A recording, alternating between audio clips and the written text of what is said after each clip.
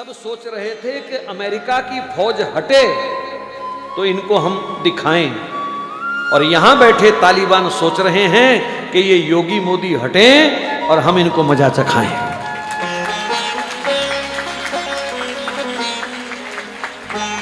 और अगर तुमने इनको खो दिया तो फिर अगले 50 साल तक, जब तक हमारी जिंदगी, मैंने इसलिए 50 बोला, जो बैठे हैं कोई 50 जिएगा, कोई 20 जिएगा, कोई 10 जिएगा, भगवान के हाथ है। वो तो सिवाय रोने के हमारे पास कुछ नहीं होगा, हाथ मल मल करके छाती पीटने के सिवाय हमारे पास कुछ नहीं होगा। मैं उनका पक्ष सिर्फ इसलिए लेता हूं कभी कभी क्योंकि इन्होंने हमारे धर्म की सेवा की है, इन्होंने निष्काम होकर के हमारे देश की सेवा की है।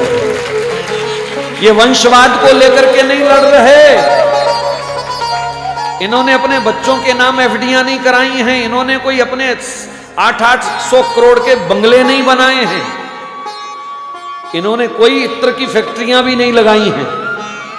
इनका जो कुछ है वो देश के लिए है, देश के हित में है।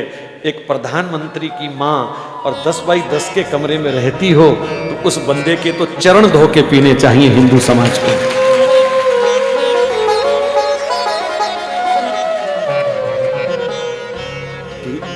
ये देश त्याग का पुजारी है और इस त्याग को भी पूजना पड़ेगा। हो सकता है यहां कोई उनके विरोधी दल के बैठे हों, लेकिन अगर हिंदू हो तो फिर विरोध छोड़ दीजिए।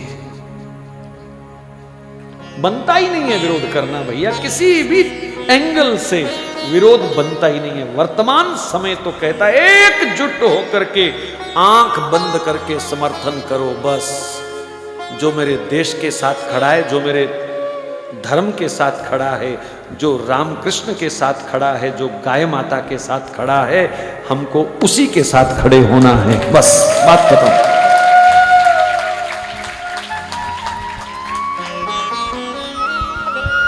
पांच 500 वर्ष का कलंक धुल रहा है अयोध्या में है?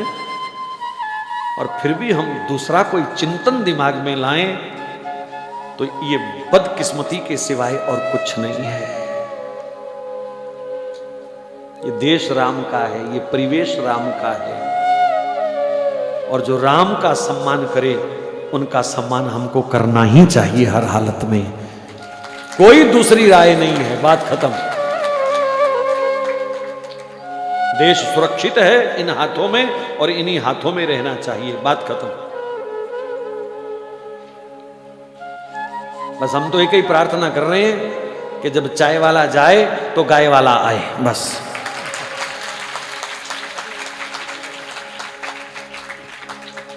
और कोई मंशा नहीं है, बस। ये परमात्मा ऐसी विभूतियों को कभी कभी कृपा करके भेजता है। धनुष बाण लेके स्वयं वो बहुत इमरजेंसी में आता है, अपनी विभूतियों को वो भेजता है। और ये भी विभूतियां हैं हमारी, इसलिए आंख बंद करके समर्थन करना चाहिए।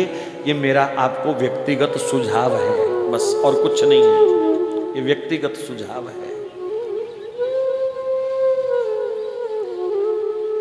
देश विदेश में बहुत लोग कथा को सुन रहे हैं, लाइव भी सुन रहे हैं, बाद में भी सुनेंगे। मैं सबको प्रार्थना कर रहा हूं कम से कम अपना हित पहचानने